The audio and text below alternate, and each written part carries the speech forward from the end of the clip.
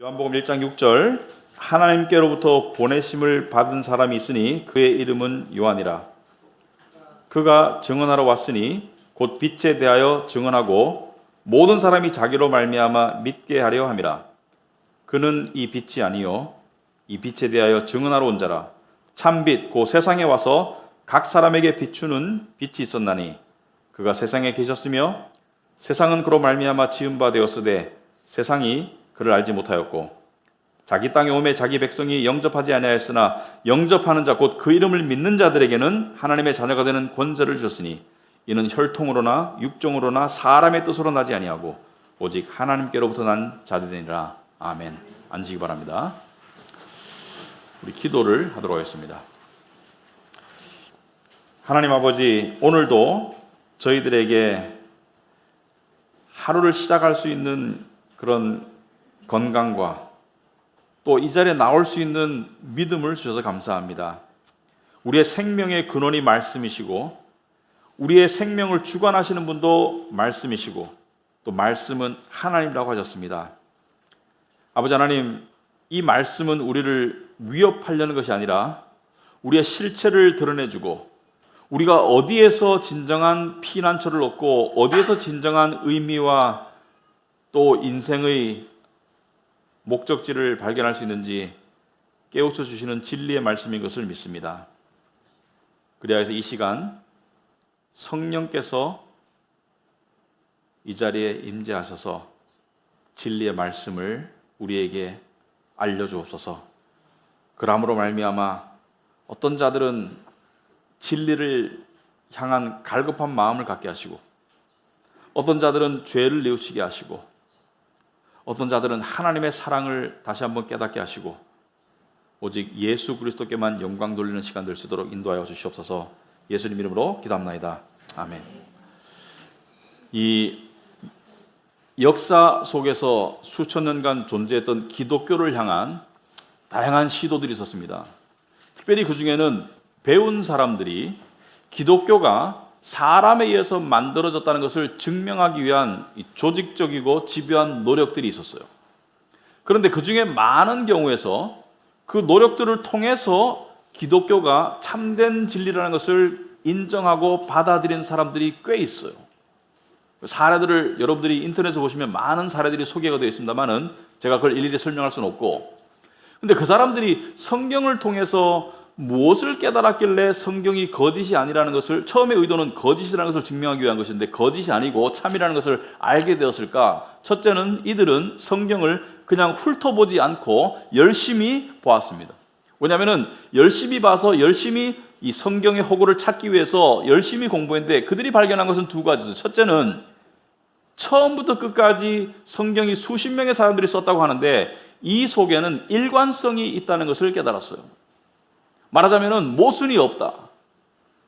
두 번째는 이것은 좀 더 확실한 증거가 되는데, 두 번째는 성경은 알고 보니까 그냥 하나님께서 인간에게 한 가르침의 말씀이 아니라 수많은 예언들로 이루어졌다는 것을 알 수가 있습니다. 그래서 성경을 예언의 말씀이라고 그러죠. 예언, prophecy, 미래의 일을 미리 알려주는 것. 그래서 하나님은 미래를 아시기 때문에 또 미래를 계획하셨기 때문에 인간들에게 미래를 다 알려주세요. 미래를 알려주시고 그대로 실행하십니다. 그래서 예언이 있다는 것을 알게 되었고, 그리고 성경을 읽고 역사를 연구하다 보니까 예언이 그대로 성취되는 것을 깨달았어요. 그래서 성경을 연구하다 보니까 이 안에 성경에는 부인할 수 없는 연결고리가 있는데 그 연결고리는 바로 예언과 성취라는 것을 알게 되었습니다. 그 예언들 중에 상당수는 이미 이루어졌고 또 상당수는 앞으로 이루어질 것입니다. 특별히 많은 예언들은 말세에 관한 예언들이 있죠. 자, 그런데 그래서 성경을 이해할 때 우리가 구약은 주로 예언이고 신약은 주로 성취다 이렇게 얘기해요. 물론 신약에도 예언이 없는 것은 아니에요. 예수님께서 마지막 때를 향한 예언을 하셨지만 주로 볼 때 그렇다. 구약은 서론이고 신약은 결론이다. 자, 그런데 오늘 본문을 우리가 보면서 왜 이것을 이야기하냐면은 오늘 본문을 보면은 이 세례 요한이 등장합니다. 세례 요한은 세례를 베풀었기 때문에 세례 요한이라고 말하고 이 책을 쓴 사도 요한과는 다른 인물이죠. 그래서 그 인물에 대해서 6절에 소개합니다. 하나님께로부터 보내심을 받은 사람이 있으니 그의 이름은 요한이라. 앞에는 하나님과 같은 말씀을 소개하고 오늘은 빛 대신, 참된 빛 대신 예수님을 소개하고, 말씀이 예수님이고 빛이 예수님이고 그러므로 말씀도 빛이고 여러 가지 이야기하는데, 왜 하나님 이야기하는 가운데 사람이 하나 이렇게 끼어들었나? 그것도 요한이라는 사람이 왜 끼어들었나? 그가 7절에 증언하러 왔으니 곧 빛에 대하여 증언하고 모든 사람이 자기로 말미암아 믿게 하려 함이라. 요한이라는 사람이 왔는데 빛에 대하여 증언하고, 그리고 자기로 말미암아 이 빛을 믿도록, 그러니까 빛을 소개하기 위해서 왔다는 것을 알 수가 있고요. 8절에 그는, 이 요한은 이 빛이 아니요 이 빛에 대하여 증언하러 온 자라. 주인공은 빛이고 주인공은 예수 그리스도이시고, 이 요한은 주인공을 소개하기 위한 그러한 존재라는 것을 이야기하고 있는데, 이 요한이라는 인물이 들어와 있어요. 자, 그렇다면은 이 요한은 마치 왕이 또는 대통령이 타국을 방문할 때 미리 가는 선발대 또는 선구자의 역할을 한 존재입니다. 높은 분이 오실 거니까 준비하라고 하는 그 역할을 맡은 것이 요한이에요. 그렇다면 이 본문을 읽었을 때 그렇구나라고만 이해하면 본문에 대한 이해가 국한되겠죠. 이것 또한 예언이라는 것을 말씀드리기 위해서 제가 앞에 예언을 이야기했습니다. 무슨 말이냐면은 이 요한에 관한 예언이 성경에 여러 군데 나오는데, 여러분들이 성경에 이사야서라는 곳이 있습니다. 이사야서는 예수님이 오시기 700년 전에 쓰여진 말씀이에요. 근데 이사야서 40장 3절에 보시면은 이런 말씀이 있습니다. 외치는 자의 소리여, 소리를 향해서 하나님께서 말씀하세요. 너희는 광야에서 이르되, 너희는 광야에서 여호와의 길을 예비하라. 여호와께서 오실 것이니까 여호와의 길을 예비하라. 우리 하나님의 대로를 평탄하게 하라. 무슨 말입니까? 하나님을 받아들일 준비를 하라는 것이죠. 하나님을 받아들일 준비를 하라는 그러한 소리가 있을 것이다. 어디에서? 광야에서. 그런데 마태복음 3장에 가시면은 바로 세례 요한이 이 광야에 외치는 소리라고 이야기하고 있습니다. 세례 요한이 바로 이사야서에 나와 있던 외치는 자의 소리의 예언의 주인공이라고 이야기하고 있어요. 세례 요한은 실제로 광야에 살았죠. 광야에 살았어요. 광야에서 살면서 뭘 먹었습니까? 메뚜기와 꿀을 먹었어요. 석청. 그래서 광야에서 아주 단순한 삶을 살면서 무엇을 외쳤습니까? 회개하라. 천국이 가까웠다. 그것을 외쳤어요. 여러분이 이 세례 요한에 대해서 또 다른 예언을 볼 필요가 있습니다. 여러분, 우리가 연극을 볼 때나 소설을 읽을 때 상하권으로 된 게 있어요. 또 연극의 전편, 후편이 있습니다. 중간에 프렐루드, 중간에 막간이 있죠. 근데 책을 읽을 때 상하권이 있을 때 그냥 연결된 상하권이 아니고 상권이 상권으로 끝나고 그 다음에 하권으로 연결될 때, 또는 드라마에서 상편, 하편이 있을 때 이 상편의 마지막은 하편의 중요한 사건을 암시함으로 끝나죠. 그죠? 이런 일이 있을 거야 라고 암시함으로 끝나죠. 상편의 끝이 그냥 무미건조하게 끝나거나 그렇지 않습니다.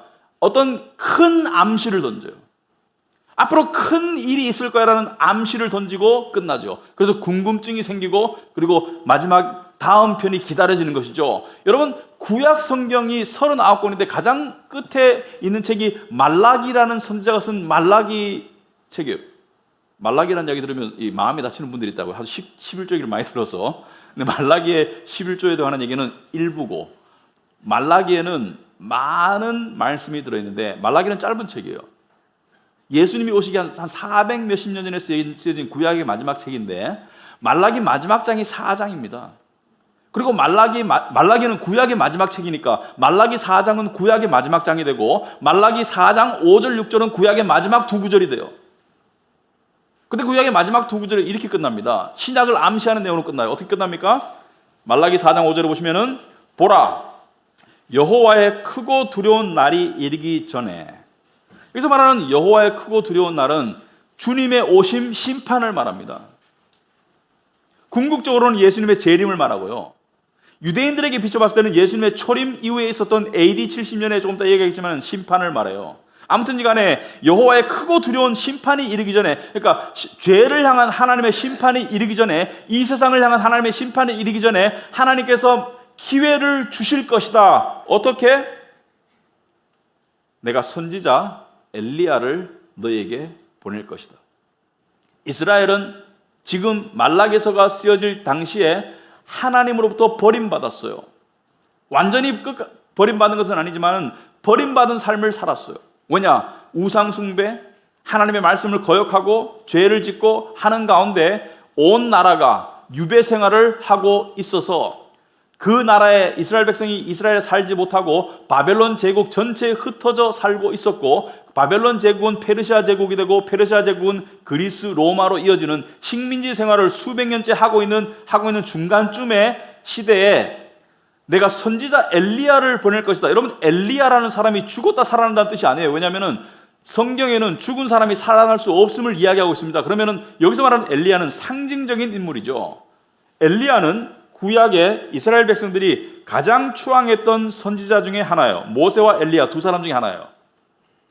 엘리야는 하나님께 위대한 쓰임을 받았던 선지자였습니다. 이스라엘 사람들이 굉장히 추종했는데 엘리야 정도 되는, 그러니까 엘리야급 되는 선지자를 보낼 것이다라는 뜻을 이야기하고 있습니다. 내가 선지자 엘리야를 너에게 보낼 것이다. 그런데 이 선지자 엘리야가 어떤 역할을 합니까?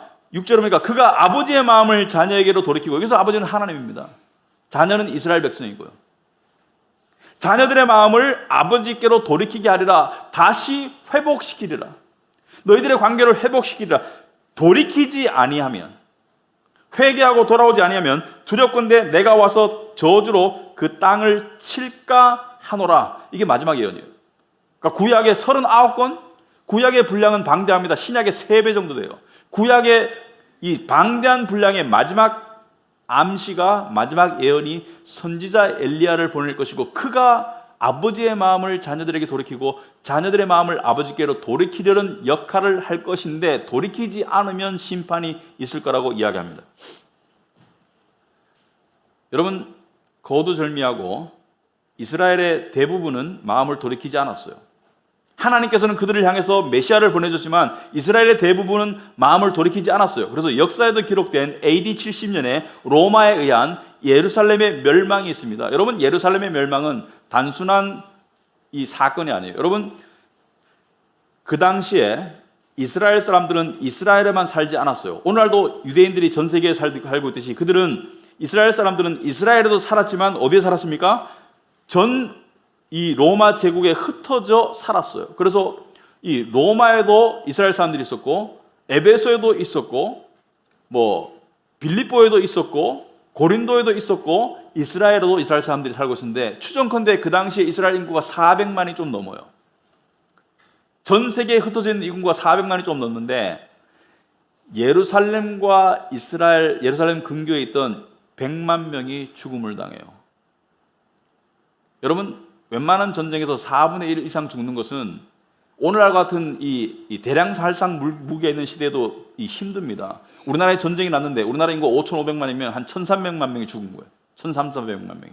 엄청난 희생이죠. 하나님의 심판이었습니다. 메시아를 거부한 그들에 대한 하나님의 심판이었어요. 자, 이 예언을 굳게 믿었던 유대인들은 엘리야를 기다렸어요. 왜냐하면 그 당시에 성경은 구약밖에 없었으니까. 마지막 예언이 뭐예요? 엘리야를 보내서 하나님의 마음을 너희께로 돌이키게 할 것이다. 이들은 하나님의 마음이 돌아온다는 것을, 우리가 다시 부유해지겠구나, 우리가 다시 강해지겠구나, 우리가 다시 영광스러운 이스라엘이 되겠구나. 그래서 엘리야를 기다렸어요. 그래서 세례 요한을 향해서 하도 기이하니까 바리새인들과 제사장들과 서기관들이 사람을 보내서 묻습니다. 네가 엘리야냐? 네가 메시아냐? 신원을 확인하기를 원했어요. 심지어 예수님이 오셨을 때 예수님께서 기적과 이적을 베푸시고 가르침이 특이하니까 이 사람들을 보내서 뭐라 묻습니까? 당신이 선지자냐? 그리고 당신이 그리스도냐? 중간에 항상 뭘 물었어요? 당신이 엘리야냐? 왜? 엘리야가 먼저 와야 되는 것을 알고 있었어요.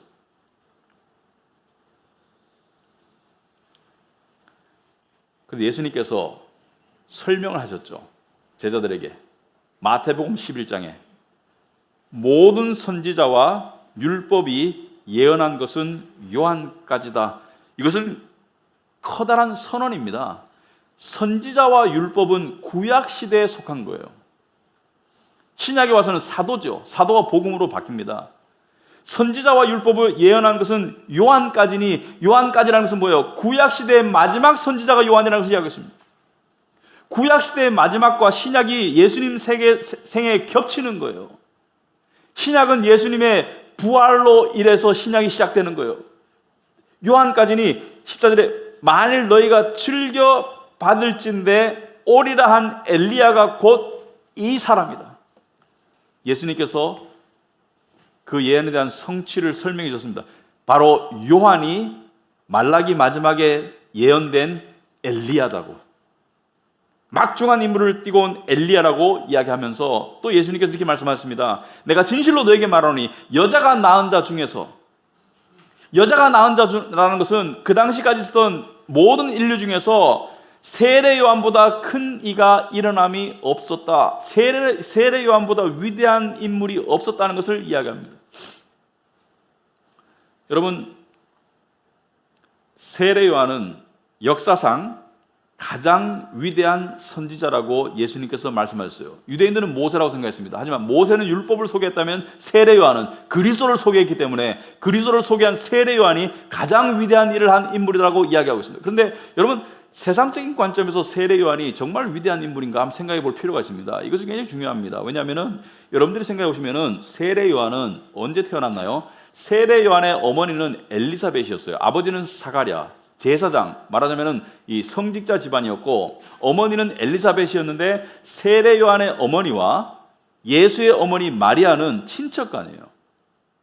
그래서 세례 요한의 어머니 엘리사벳이 먼저 임신한 상태에서 마리아가 뒤따라 임신을 합니다. 몇 개월 뒤에.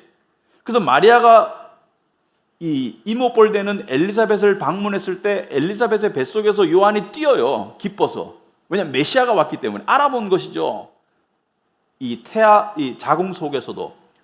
그러니까 예수님보다 형이지만 몇 개월 앞선 형이에요. 그리고 예수님과 연결되는 형이야. 그런데 세례 요한이 먼저 등장해요. 예수님의 삶 가운데, 예수님의 30년 남짓 된 삶 가운데 공생애, 그러니까 예수님께서 사역하신 기간은 3년밖에 안 돼요. 예수님의 3년 사역이 시작되기 좀 전에 세례 요한이 먼저 등장해서 보라, 메시아가 회개하라, 천국이 가까웠다, 너의 길을 예비해서 주를 영접하라고 외치고, 독사의 자식들아 너는 회칠한 무덤이다, 뭐 죄인들이다, 이렇게 사람들로부터 회개를 촉구하고 물세례를 베풉니다. 물세례는 죄 씻음을 상징하죠. 그러니까 물세례가 죄를 씻는다는 것이 아니고 내 뒤에 오시는 이는 물세례가 아니고 성령 세례를 베풀 것을 암시하는 것이죠. 근데 세례 요한이 먼저 등장하고 예수님께서 먼저 이 공적인 사역의 현장으로 등장했을 때, 세례 요한이 예수님을 처음 봤을 때 가장 했던 말이 뭐죠? 보라, 세상 죄를 지고 가는 하나님의 어린 양이로다. 이분이 하나님께서 보내신 세상 죄를 지고 대신 죽으실 희생양이라는 것을 이야기했습니다. 그리고 예수님의 공생애가 시작되고 난 뒤 얼마 뒤에 세례 요한은 감옥에 갇혀요. 왜? 예수님이 태어났을 때 예수를 죽이려고 했던, 그러니까 구약을 연구해 보니까 메시아가 베들레헴에서 태어날 것이 예언되어 있었기 때문에 베들레헴에 있는 2살 아래 아이들을 다 죽이려고 했던 헤롯 대왕이 4아들이 있었습니다. 4아들 중에 한 아들이 헤롯이었어요. 이름이 똑같이. 그 헤롯은 갈릴리와 이쪽 이스라엘 지방을 다스렸는데, 그 헤롯이 동생 빌립의 아내 헤로디아를 취합니다. 그러니까 동생의 아내를 자기의 여자로 받아들여요. 이것은 뭐 동서고금을 막론하고 있을 수 없는 일이고 아주 부도덕한 일이죠. 그래서 요한이 공개적으로 그것은 부당하고 잘못되었다라고 요한이 이야기해서, 요한을 많이 사람들이 따르고 이야기를 들었기 때문에, 따르는 무리들이 많았기 때문에 요한을 감옥에 가둬버려요. 그러니까 예수님의 공생애가 시작됐을 때 요한은 바로 감옥에 들어갑니다. 예수님을 만나고 바로 감옥에 들어가요. 그리고 감옥에서 한 약 1년여를 보내는 것으로 추정이 돼요. 기약 없는 세월을 보내다가 어느 날 갑자기 죽습니다. 왜냐하면 헤롯 왕이 생일날 잔치를 베풀어서 사람들을 초대해서 잔치를 베푸는데 흥에 겨워 있을 때 자기의 헤로디아의 딸, 그러니까 자기와 사이의 딸이 아니라 전 남편 빌립과 사이의 딸로 추정되는 그 딸이 그 잔치 자리에 와서 춤을 춰요. 근데 선정적인 춤이었을 것 같아. 막 술이 흥청망청되고 로마 시대는 굉장히 그 선정적인 문화죠. 거기서 춤을 추니까 왕이 막 헤로드 왕이 기분이 좋아가지고 네 소원이 뭐냐 다 들어줄게. 네 소원이 뭐냐 다 들어줄게. 그래서 딸이 뾰로록 엄마 헤로디아한테 가서 엄마 지금 왕이 아버지가 당신의 남편이 나한테 다 들어준다고 하는데 무슨 소원을 이야기할까? 엄마가 뭐라 그래요? 아주 잔인하고 가까이 하면 곤란한 여자죠. 세례 요한의 목을 접시에 담아달라고 그래라. 그래서 가가지고 그걸 이야기하니까 헤롯이 앞불사 늦었죠. 이미 뱉은 말 때문에 병사들을 보내서 갇혀있던 1년 이상 갇혀있던 세례 요한을 끄집어내서 바로 목을 잘라가지고 목을 접시에 담아가지고 그것을 헤로디아에게 갖다 줍니다. 딸에게 줘서. 여러분 세상적으로 말하면 이게 위대한 인물의 삶입니까? 제 포인트가 그것입니다. 성공했나요? 부귀영화를 누렸나요? 광야에서 어려운 고통의 삶을 살다가 감옥에 갇혔고 자식도 없어요. 장가도 안 갔어요. 그냥 젊은 나이에 목이 잘려 죽었어요. 세상적으로 봐서는 비참한 삶이죠, 사실. 그렇지 않습니까? 세상적으로는 비참해요. 하지만 하나님께서는 뭐라 해요? 위대하다라고 인정하세요. 왜 그렇습니까? 왜냐하면 위대함은 인간이 위대해질 수 있는 길은 스스로의 노력으로 위대해지는 것이 아닙니다. 인간이 위대해질 수 있는 길은 위대한 하나님과 연결될 때 위대해지는 거예요. 여러분 세상에서는 두 부류의 사람이 있습니다. 위대함이라는 이 단어가 좀 부담스럽죠. 그러니까 인정받고 싶은, 자기가 잘나고 싶은, 자기 영광을 추구한다고 말하면 많은 사람들이 끄떡끄떡 공감할 수 있겠죠. 세상에는 위대해지고 싶은 사람이 대부분이에요. 자기의 이름을 날리고 싶고 인정받고 싶고 그것이 통로가 다르죠, 그죠? 미모를 통해서 돈을 통해서 성공을 통해서 지위를 통해서 권력을 통해서 그러니까 사람의 본능이에요. 위대해지고 싶은 자기 영광을 추구하고 싶은 죄성의 본능입니다. 근데 세상에는 두 부류의 사람이 있어요. 세상적으로 봤을 때 위대해지려는 수많은 사람들 가운데 위대해진 극소수. 돈을 많이 벌었든지 어떤 정치가로 됐든지 스포츠 스타가 됐든지 연예인이든지 소위 말해서 세상적으로 위대해진 사람들이 있어요. 두 번째 부류의 사람들은 위대해지고 싶지만 위대하지 못한 보통 사람들. 저 같은 사람들. 위대하고 싶지만 위대해지지 못한 보통 사람들. 그래서 위대해지고 싶은 욕망의 이 쓰라림을 그냥 안고 살아가는 일반 사람들이 있어요. 하지만 둘 다가 똑같이 허무로 마감합니다. 왜냐하면 끝은 다 죽음이에요. 여러분 세상 속에서 아무리 위대해봤자 뭐합니까? 누가 그 위대함을 바라봐주는 사람들도 위대함을 추구하던 자기도 언젠가는 다 사라져요. 그 위대함이라는 의미가 남지 않습니다. 인생은 다 허무로 돌아가는 거예요. 하지만 하나님의 영원한 나라에 연결된 삶을 산 사람, 하나님의 위대하신 하나님께 연결된 삶을 산 사람은 그 위대함을 유지하게 됩니다. 왜? 영원하신 하나님 나라에 연결되었기 때문에. 여러분 이렇게 말하니까 이해가 잘 안 되죠? 제가 설명해 보겠습니다. 여러분 카네기 홀에서 많은 사람들 앞에서 연주하는 그 위대한 연주가의 삶과 작은 교회에서 성가대나 찬양팀에서 연주하거나 노래를 부르는 그 삶이 어떤 것이 궁극적으로 더 의미가 있을까요? 어떤 것이 더 궁극적으로 하나님이 기뻐하실까요? 여러분 세상에서 막 이 성공하고 이름을 날리고 막 어떤 바쁘고 분주하고 이런 삶하고 하나님의 나라, 하나님의 교회에서 그냥 작은 일이지만 섬기고 사는 삶과 어떤 삶이 끝에는 더 위대할까요? 어떤 삶이 더 영광을 얻을까? 위대함은 영광과 연결되어 있으니까 위대함의 보상이 영광입니다. 어떤 삶이 끝내 영광을 얻을까? 생각해 보시기 바랍니다. 세상 것은 다 사라져요. 하지만 너희가 나를 위해서 작은 자 하나에게 나 때문에 냉수 한 그릇 준 것까지도 하나님께서는 기억하시고 보살펴 준다고 하셨습니다. 하나님 안에서 이루어진 모든 일이 위대한 거예요. 그러므로 인간은 스스로 위대해지려는 노력 속에서 다 무의미 속에 사그러지만은 인간이 할 일은 위대한 하나님을 알고 만나는 거예요. 왜냐하면 위대한 하나님을 만나기 전에는 삶의 의미와 삶의 목적이 생길 수가 없습니다. 우리 인간이 가지고 있는 대부분의 모든 삶의 의미와 목적은 이 세상에서 끝나요.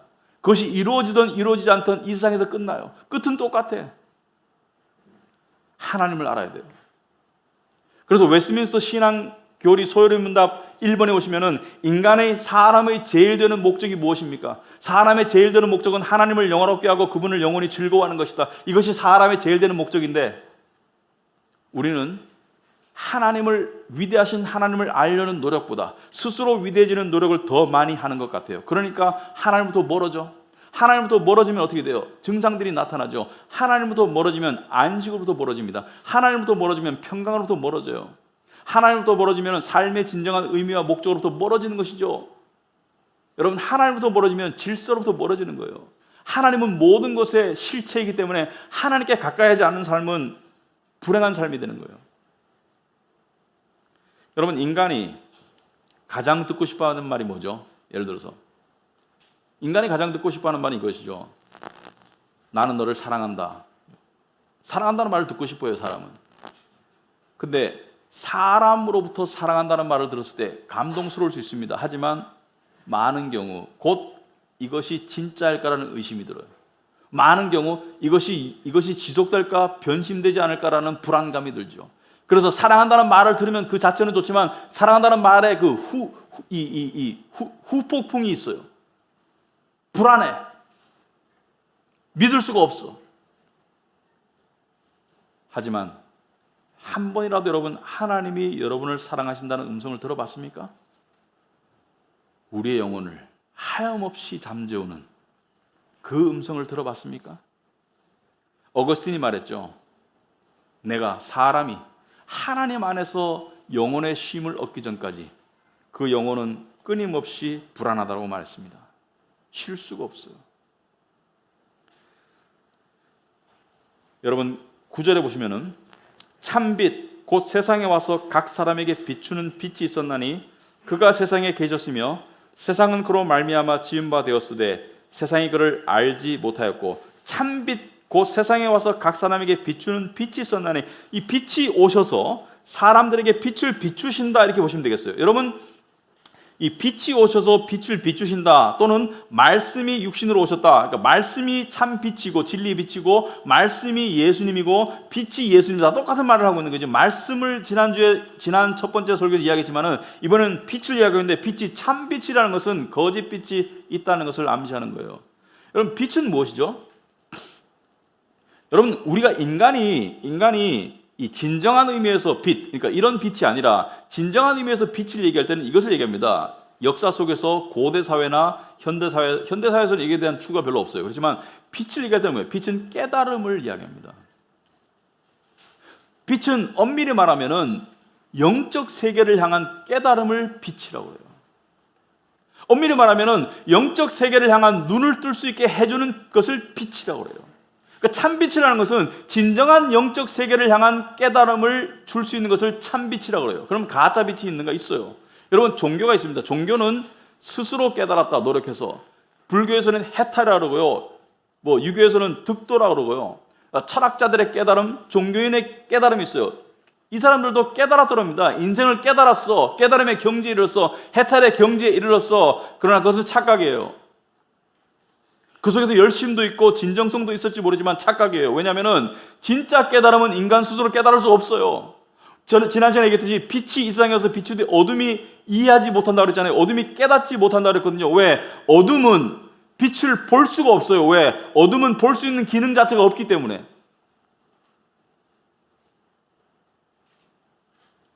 또 이런 깨달음이 있습니다. 세상적인 깨달음. 세상의 이치에 대한 깨달음. 이런 사람이 있습니다. 나는 산전수전 다 겪었어. 그래서 나는 세상을 깨달았어. 사람도 깨닫고 세상도 깨닫고, 또는 비즈니스 하는 사람이 성공했어. 나는 성공의 비결을 깨달았어. 어떻게 하면 사람의 마음을 움직이고 어떻게 하면 사람으로부터 돈을 벌 수 있는 것을 나는 깨달았어. 그런 것도 깨달음이라고 그래요. 하지만 그런 깨달음은 다 이 세상으로 국한된 깨달음이고, 진정한 의미의 깨달음이 아니라 얄팍한 깨달음이죠. 진정한 의미의 깨달음은 영적인 세계를 향한 깨달음이에요. 영적인 세계가 있는지 없는지도 모르는데 어떻게 깨닫나? 여러분, 영적인 세계가 있는지 없는지를 증명할 수 있는 방법이 여러 가지가 있습니다만 내 안에도 있어요. 무슨 말이냐면, 여러분의 삶에 근본적인 영향을 미치는 것들은 눈에 보이는 것들일까요? 눈에 보이지 않는 것들일까요? 여러분 생각해 보시기 바랍니다. 사람의 삶에 영향을 미치는 것은 짬뽕을 먹냐 짜장면을 먹냐 이것이 주는 영향, 또는 100평짜리 사느냐 15평짜리 사느냐 이것이 주는 영향보다는 내 안에 있는 갈망들, 내 안에 있는 걱정들, 내 안에 있는 누군가를 사랑하는 마음, 내 안에 있는 누군가를 미워하는 마음, 내 안에 있는 누군가를 믿는 마음, 내 안에 있는 욕심, 내 안에 있는 것들이 나를 움직여요.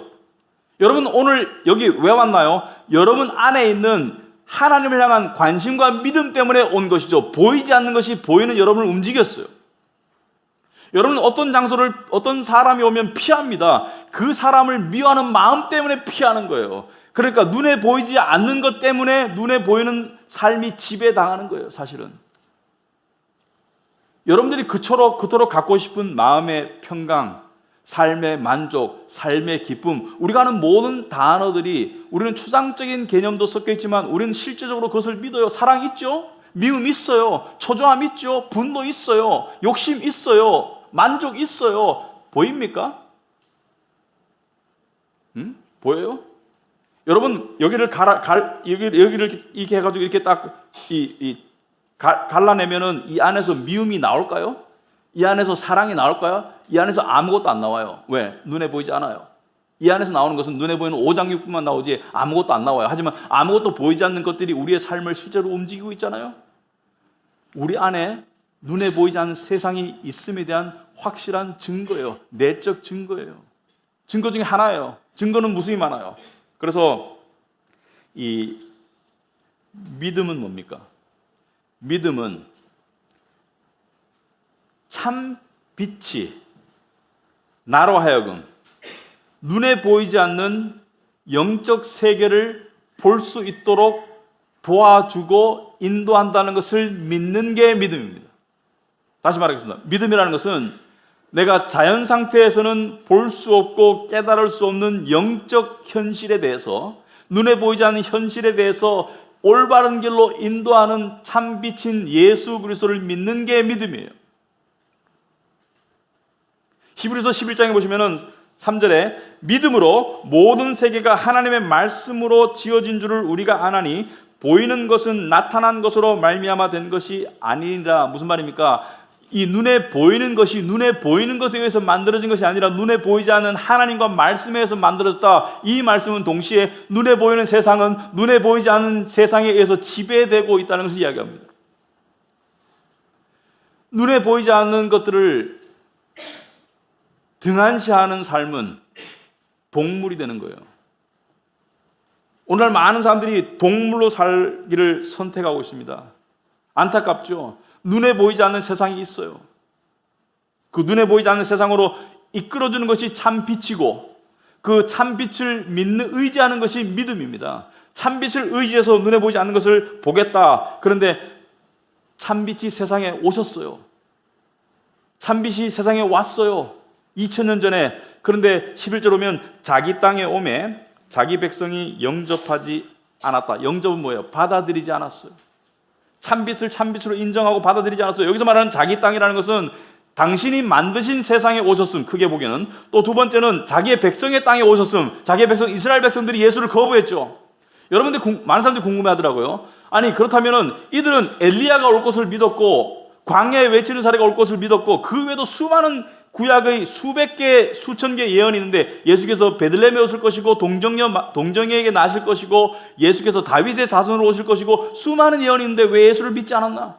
심지어 예수께서 죽은 사람을 살렸잖아요. 죽은 나사로를 살렸는데, 그러면 죽은 사람을 살릴 수 있는 사람은 하나님밖에 없는데 왜 예수를 메시아로 믿지 않았나? 오히려 그 나사로를 죽이려고 했어요. 왜? 나사로가 죽은 자 가운데서 살아났기 때문에 예수를 따르는 무리들이 더 많아지는 것을 두려워하고 시기해서 나사로를 죽이려고 했어요. 심지어 예수께서 무덤 죽었을 때 예수가 부활했다는 그 거짓 소문이 퍼질까 봐 그 안에 큰 돌을 막아놓고 병사들을 지키고 있는데 그 돌이 저절로 움직이고 병사들이 혼비백산해서 도망가가지고 그들에게 가지고 돌이 저절로 움직였어요. 가보니까 예수의 시체가 없어. 그래서 병사들에게 뭐라고 했습니까? 돈을 주면서 제자들이 와서 훔쳐갔다고 거짓말해?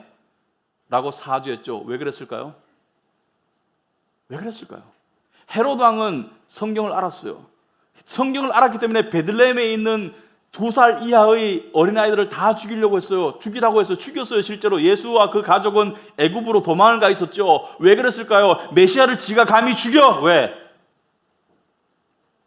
바로 자기 욕심 때문에, 세상적인 욕심 때문에, 바리새인과 서기관들이 누리고 있던 그 사회적인 지위, 로마와의 협작, 그리고 그 속에서 누리던 부귀와 영광, 겉으로는 안 그런 척하면서 뒤로 누리던 모든 그 세상적인 부귀와 영광을 유지하기 위해서 자기의 생각과 자기의 욕심의 렌즈로 바라봤기 때문에 예수를 알아보지를 못했어요. 진리는 진리 그대로 받아들여야 되는데 진리 그대로 받아들이는 것이 아니고 나한테 맞을 진리를 원했어요. 내 부귀와 내 영광을 유지시켜줄 진리를 원했어요. 이스라엘을 부강하게 만들 진리, 제사장들이 다시 대접받을 수 있는 그런 진리를 내 생각과 욕심의 렌즈로 걸렀기 때문에 받아들일 수 없었어요. 왜냐하면 그 진리를 받아들이면 자기는 자기 자리에서 내려가야 되기 때문에.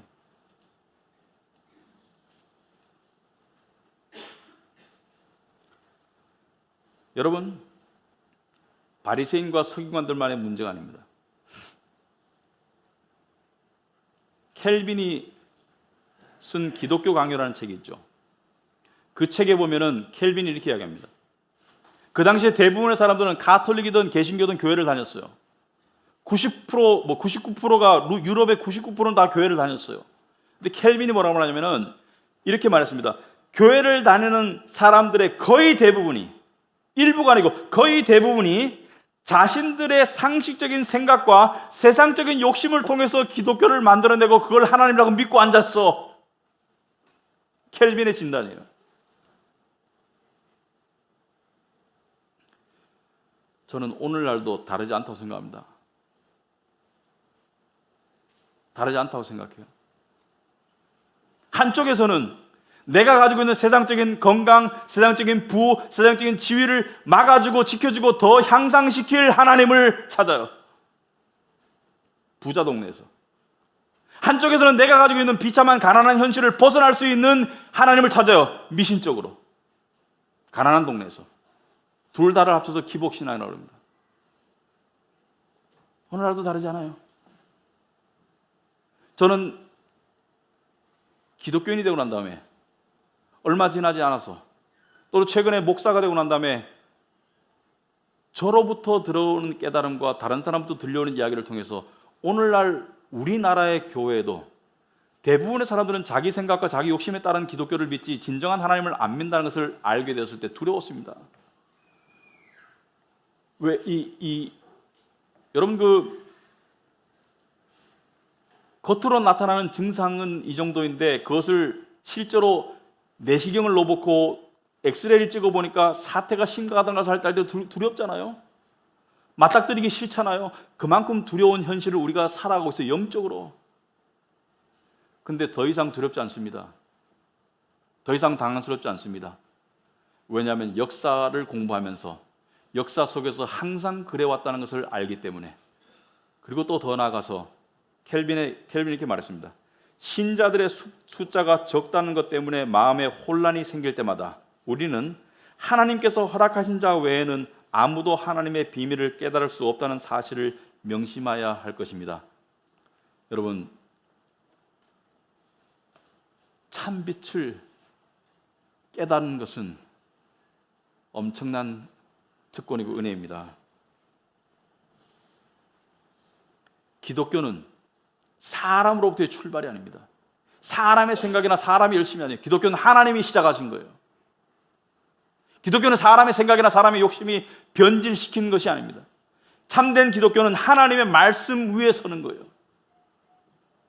12절에 보시면 영접 안 했지만 영접하는 자, 예수 그리스도를 가슴으로 나의 구원자로 받아들이는 자, 곧 그 이름을 믿는 자들에게는 이것을 믿음이라 한다. 하나님의 자녀가 되는 권세를 주셨으니 아멘. 하나님의 자녀가 되는 게 뭐죠? 하나님의 자녀가 되는 것은 영생하는 천국의 시민권을 받는 그 특권을 받는 것이에요. 어떻게? 예수 그리스도 참빛을 받아들임으로. 종교는 인간이 할 수 있다고 생각하거나 해야만 한다고 생각하는 것을 열심히 노력해서 이루는 자기 스스로가 빛이 되는 거예요. 나의 열심과 나의 노력이 빛이 되어서 신에게 나아가는 스스로의 노력이지만 기독교는 참빛으로 오신 예수님을 받아들이는 거예요. 참빛으로 오신 예수님을 받아들이는 것은 내가 암흑 가운데 있다는 것을 인정하고 인식하는 거예요. 나는 죄인이고 사망 가운데 있고 암흑 가운데 있는데 참 빛이 오셨어. 구원자가 오셨어. 그러므로 전적으로 하나님 앞에 항복하고 진리의 빛 되시는 예수 그리스도를 받아들이는 게 기독교입니다. 예수 그리스도를 받아들인다는 것은 이것입니다. 내 노력으로는 하나님께 갈 수 없어요. 오직 예수 그리스도의 공로를 의지함으로 하나님께 나아갈 수 있다는 사실을 인정하고 받아들이는 게 참된 기독교입니다. 여러분, 교회 안에는 세 부류의 사람이 있습니다. 이러한 관점에서 봤을 때 세 부류의 사람이 있습니다. 첫째는 모태신앙이 있습니다. 제가 말하는 모태신앙은 기독교 집안에 태어나서 정말 참빛을 받아들이고 대를 이어서 성숙을 이룬 성화를 이룬 집안이 있습니다. 아주 귀한죠. 아주 귀한 믿음의 집안이죠. 그런 것은 아주 희귀해요. 제가 봐서는 0.1% 정도도 안 될 겁니다. 제가 말하는 모태신앙은 소위 이런 것입니다. 교회를 어렸을 때부터 또는 태어났을 때부터 다녔기 때문에 기독교 문화에 익숙해. 심지어 부모님, 할아버지, 할머니 세대부터 교회를 다녔어. 그러므로 나는 기독교인일 거야 라고 생각하는, 착각하는 신앙. 그게 모태신앙이에요. 참빛을 받아들인 적이 없어. 또는 나는 내 자식을 태어났을 때부터 20년 동안 교회를 계속 끌고 다녔어. 이제는 익숙해져서 이제는 기독교인이 분명할 거야. 왜? 교회를 계속 나가니까. 그럴 수도 있고 아닐 가망이 많아요. 참빛을 받아들이지 않으면 소용없어요. 오늘 본문 13절에 이는 혈통으로나 육정으로나 사람의 뜻으로 난다고 하셨습니다. 혈통이라는 것은 2대 3대째 기독교 집안으로서 기독교인이 되는 것이 아니고, 육정으로나 사람의 뜻이라는 것은 사람의 생각으로 사람의 노력으로 기독교인이 되는 것이 아니고 하나님께로부터 나아야 된다는 것이죠. 참빛을 받아들여야 되는 거예요.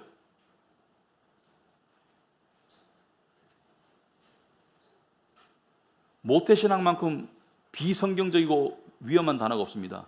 어떻게 엄마 뱃속부터 신앙을 가지고 태어나나? 천사야?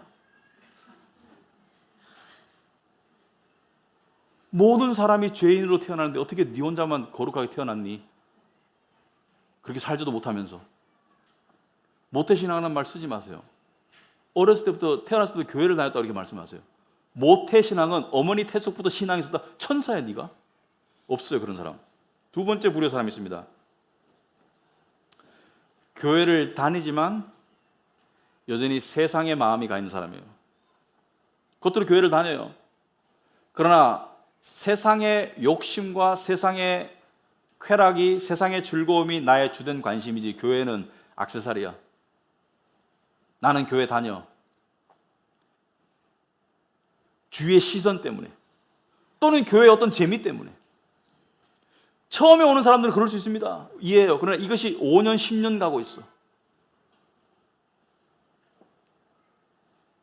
그런데 언제든지 세상의 이익과 재미가 주어지는 기회가 되면 교회를 소홀히 할 수 있는 준비가 된 사람.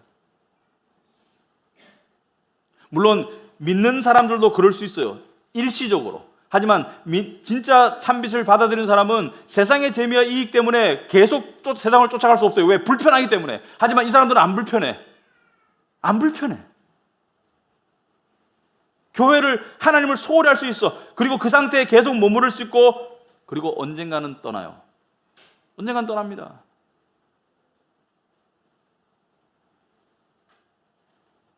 세 번째 부류는 하나님을 정말로 아는 사람들이 있어요.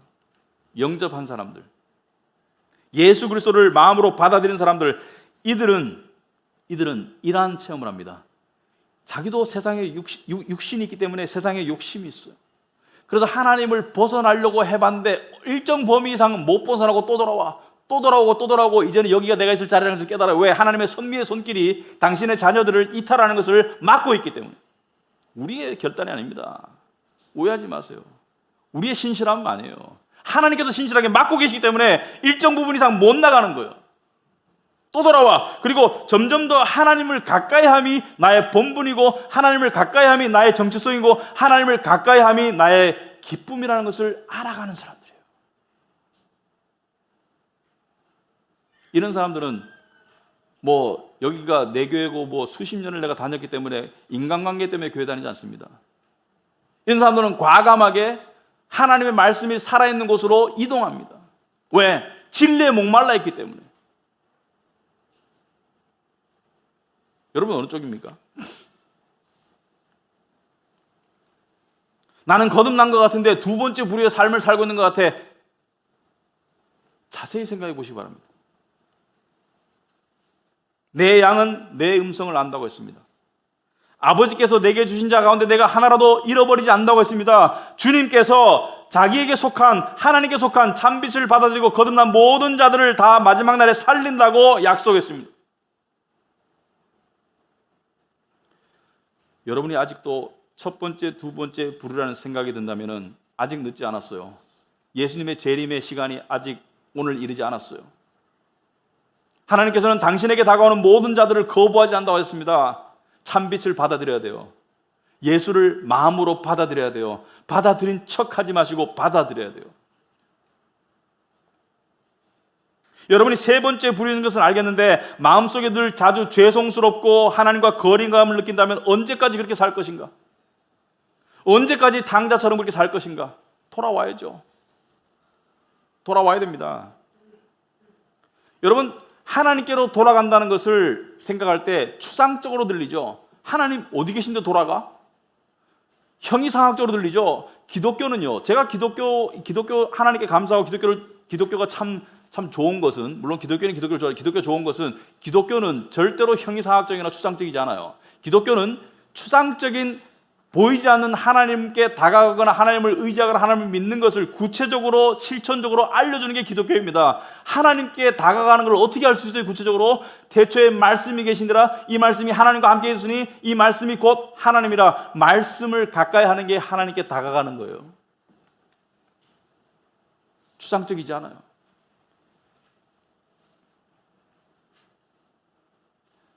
여러분,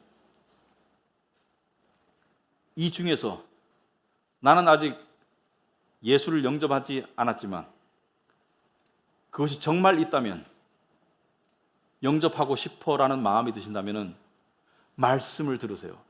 믿음은 들음에서 난다고 그랬어요. 들음은 그리스도의 말씀으로 말미암는다고 그랬습니다. 그리스도의 말씀을 들으면서 믿음이 주어지는 거예요. 말씀 안에 구원의 모든 핵심이 숨겨져 있는 거예요. 그러니까 말씀을 듣는 거예요. 여러분, 우리 교회가 이번 주부터 일주일에 9개의 성경 공부가 돌아갑니다. 왜 그렇게 하겠습니까? 제가 한가해서? 아니죠. 말씀으로 나아갈 수 있는 기회를 많이 제시해서 여러분들이 열심을 내는데 최소한 스케줄 때문에 방해는 안 받아야 되겠다. 스케줄 때문에 안 된다는 소리는 안 들어야 되겠다. 그래서 9개의 성경 공부가 돌아갑니다. 왜 하겠습니까? 말씀이 우리의 생명이에요. 말씀이 빛이고요. 말씀 안에 풍성한 삶이 있는 거예요. 말씀 안에 구원이 있는 거예요. 말씀을 통해서 열심이 나는 거예요. 말씀을 통하지 않은 열심은 자기 의를 세우는 종교적인 노력에 불과해요.